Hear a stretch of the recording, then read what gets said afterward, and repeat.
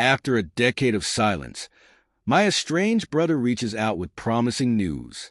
However, my investigation unveils a staggering deception and a meticulously orchestrated reunion that goes terribly wrong.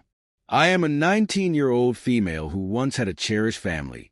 My earliest memories include playful moments with my older brother, exhilarating bike rides with my father, and my mother baking the most delectable brownies imaginable. These recollections are distant and hazy, only brought back to life through old photographs that serve as reminders of my past. When I was 4 and my brother Zach was 11, our parents parted ways. My father took Zach and relocated to another state, while I remained with my mother. That became my reality, and over time, I adapted. Since I was so young when my father and brother left, my dad made no effort to stay in touch, leaving me puzzled as to why. However, Zach maintained some contact for the next 5 years. Our weekend conversations became the highlight of my week. Despite the physical distance, I adored my brother, and although loneliness lingered, my mother and I led a fulfilling life. She raised me with unwavering devotion and emotional support. Though we were far from affluent, my childhood was comfortable and filled with love. Then, when I turned 9, Zach's calls suddenly ceased. I desperately tried to reach out to him, but my efforts were futile. By that time, my father had long severed all ties, so asking him for answers was out of the question. I could only hope and pray that Zach was safe. That was my first real heartbreak.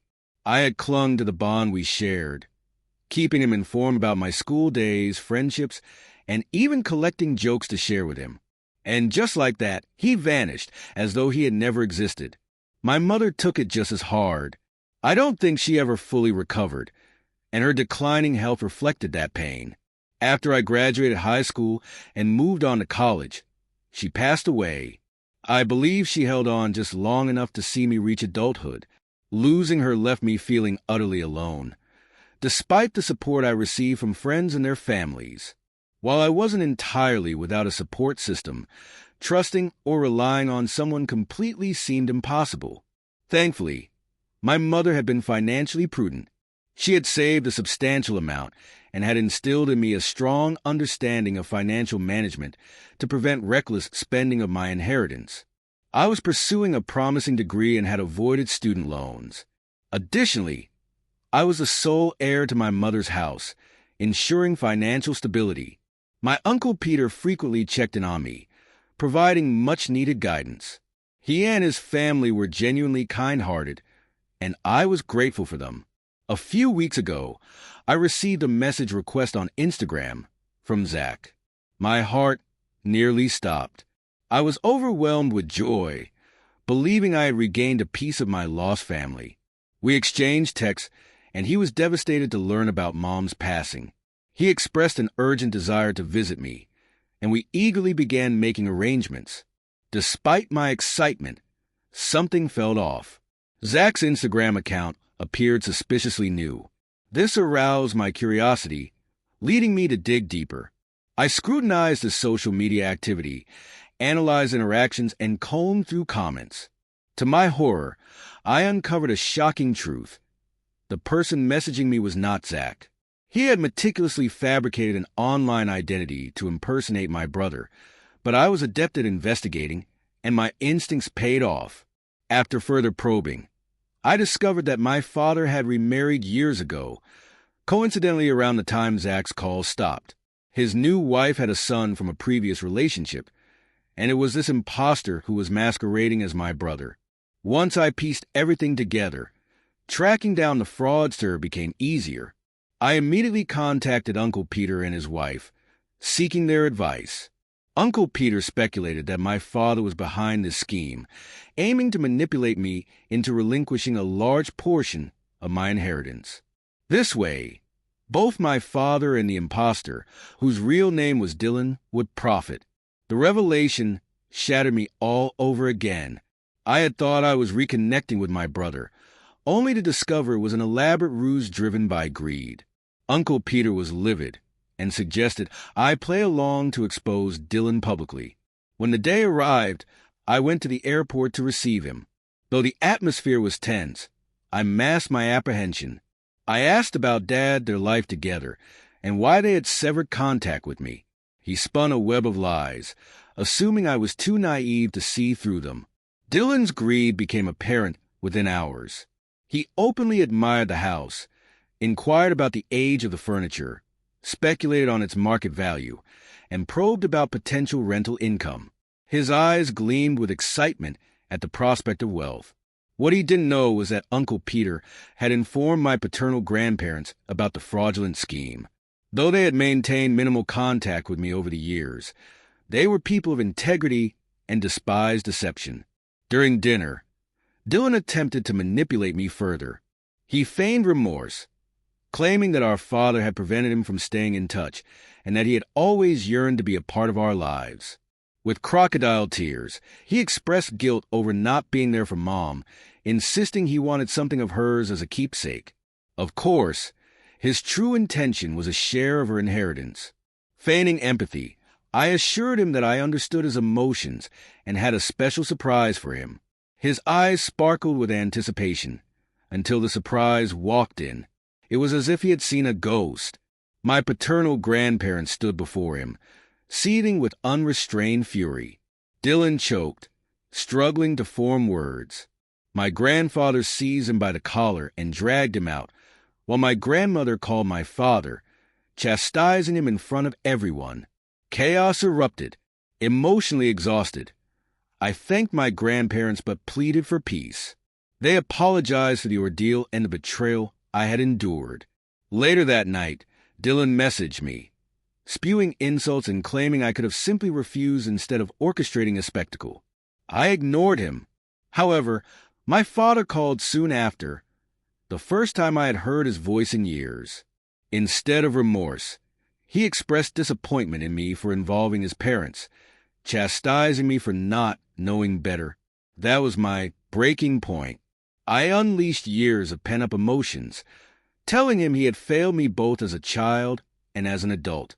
He coldly dismissed my words and ended the call. A few days later, my paternal grandparents called again, revealing yet another twist. Dylan had gotten his girlfriend pregnant and had orchestrated the scam to secure financial support for his unborn child. They had initially planned to help him and his family, but revoked their offer after his deceit came to light. Now, Dylan was in a dire situation, which explained his bitterness towards me. Amidst all this chaos, my grandparents shared one piece of good news. Zach genuinely wanted to reconnect. He was coming to visit the following week, and they would ensure we met. I prayed this wouldn't lead to another heartbreak. When the moment arrived, it felt surreal. Seeing Zach again was deeply emotional. I hugged him tightly, refusing to let go. We spent hours catching up before I mustered the courage to ask why he had disappeared from my life. What he revealed left me stunned. Zach disclosed that I was the result of an affair my mother had, and when my father discovered the truth, he filed for divorce. As a child, Zach was unaware of the real reason for their separation, allowing him to maintain contact with me. However, when he turned 16, he finally learned the truth. Overwhelmed by the revelation, he severed ties, unable to reconcile his emotions.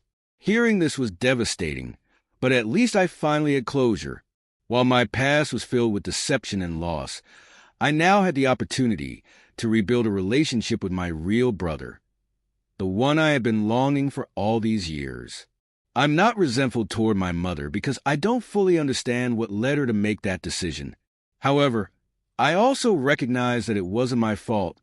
Zach understands that as well. For now, we've chosen to remain in contact and see how our bond develops. He has even offered to assist me in jump-starting my career. Ultimately, I believe I've regained my brother, and that's what truly matters to me. It has been my priority since I was 9 years old. NTA, I would have exposed the fraudulent Zach as well. He deceived people and suffered the consequences. That's on him. In this particular scenario, you are definitely NTA. However, I have a feeling there's an undisclosed family secret regarding your parents' separation that you haven't been letting on. Regardless, The imposter Zach is a despicable individual who doesn't deserve anyone's sympathy.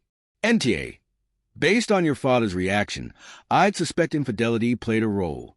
While I don't fault him for leaving, the fact that he sent Dylan to pose as Zach and manipulated you into surrendering your inheritance is utterly twisted. If I were you, I'd be extremely cautious about allowing him back into my life. Be careful with Zach, too. You haven't been in touch with him for nearly a decade, so in many ways, he is still a stranger. I understand that you need support and family right now, but don't forget that trust takes time. Take the necessary steps to truly get to know him. Meanwhile, lean on your friends, Uncle Peter, and his family for support. Wishing you the best, Opie. You deserve it. Next story. My wife always hosts Thanksgiving, and she takes it very seriously. For the past 2 years, my mom has attended with her boyfriend, now fiancé Leo. I don't know Leo well, as he tends to keep to himself. However, during their first visit, my mom arrived with a large bag and acted strangely secretive. When we sat down to eat, I noticed that Leo's meal looked slightly different from everyone else's. My wife also gave his plate a peculiar glance. When I asked about it, they initially tried to lie, but eventually my mom confessed she had smuggled in Leo's food from home. I demanded an explanation, and she finally admitted that he despises our food, and she wanted him to enjoy the holiday. I was furious, but decided to pull her aside later to address it. I made it clear that she was never to do that again. This year, she brought Leo again. Neither of them ate much, and they left after barely an hour. When I confronted her about it, she admitted they planned to have a second dinner at home with Leo and some friends. She felt guilty that Leo was spending the holiday eating food he disliked just to be with her. My wife called her a pick-me, a term my mom didn't understand, which led to an interesting conversation.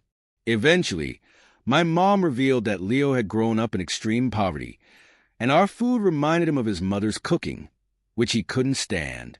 I had no idea what to make of that, but I could see my wife's frustration growing.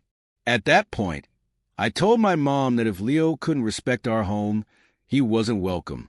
She protested, saying no one should have to spend the holidays without their partner, but I told her she had to choose, him or us.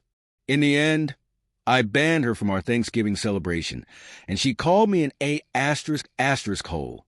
Now, my entire family is livid, calling me irrational and telling me I should just let it go since Leo makes her happy. On top of that, we were uninvited from their wedding. Many people split holidays between two places, and plenty of people are picky eaters. You and your wife are turning a minor issue into a major crisis. So what if someone doesn't enjoy your wife's cooking? That's hardly a reason to exile your mother. While it's your home and your rules. White yay for taking such an extreme stance just because your wife felt insulted. I understand that it stings when someone doesn't appreciate your cooking, but this reaction is excessive. They weren't demanding special accommodations or making a scene. They were simply trying to avoid discomfort without inconveniencing anyone. The following year, they even complied with your request, not bringing outside food, but chose to eat very little instead. You can't force someone to consume food they dislike. It sounds like Leo's aversion is tied to trauma, which makes his refusal even more valid. Banning your mother over something so trivial makes you the real A** hole. You should reconsider and apologize to both your mom and Leo. I have several tattoos and was particularly interested in getting some in a style that holds cultural significance for my community. Since this design is best suited to the stick-and-poke technique, I sought out an artist skilled in this method. When I reached out, the artist was enthusiastic about the idea and expressed interest in tattooing me. Coincidentally, they also noticed I was hosting a concert featuring a musician they liked and asked if they could attend. I happily agreed. They came to the show and later joined some of my friends at my apartment, where we spent time with the musician. When they left, they thanked me for my hospitality and the free ticket, saying they'd like to tattoo me at no charge. That sounded amazing, so I accepted and we scheduled an appointment. However, when I arrived, They insisted on using a different color than what I had requested. After completing the tattoo, they suddenly claimed it would cost $75 and asked me to send the payment via e-transfer. I reminded them that they had offered to do it for free, but they argued that using a professional facility had been expensive and they couldn't afford to work without compensation.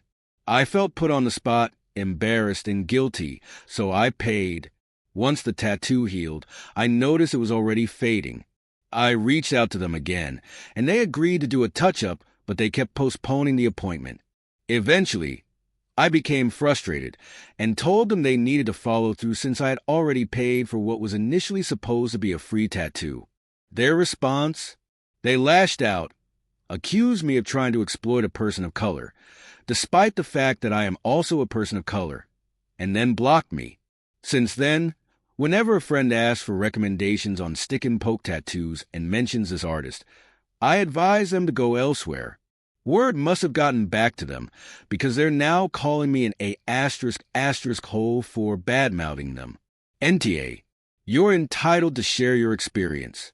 If the artist delivered poor quality work and failed to uphold their promises, you have every right to warn others. People deserve to know what they're getting into when choosing an artist. It's unprofessional to offer a free tattoo and then demand payment afterward. It's even worse that they pressured you into a different color, failed to stand by their work, and then refused to provide the promised touch-up. That is unethical and irresponsible. You did nothing wrong by sharing the truth. If they're unhappy with people discussing their poor business practices, they should have honored their commitments in the first place. NTA, they sound incredibly unprofessional. My tattoo artist is a close friend, but he runs a legitimate business. Even with our friendship, we always settle on a price beforehand because it's a business transaction. For an artist to complete the tattoo and then suddenly demand money without prior discussion is sketchy and unprofessional. You were right to warn others. It's not bad-mouthing, it's telling the truth.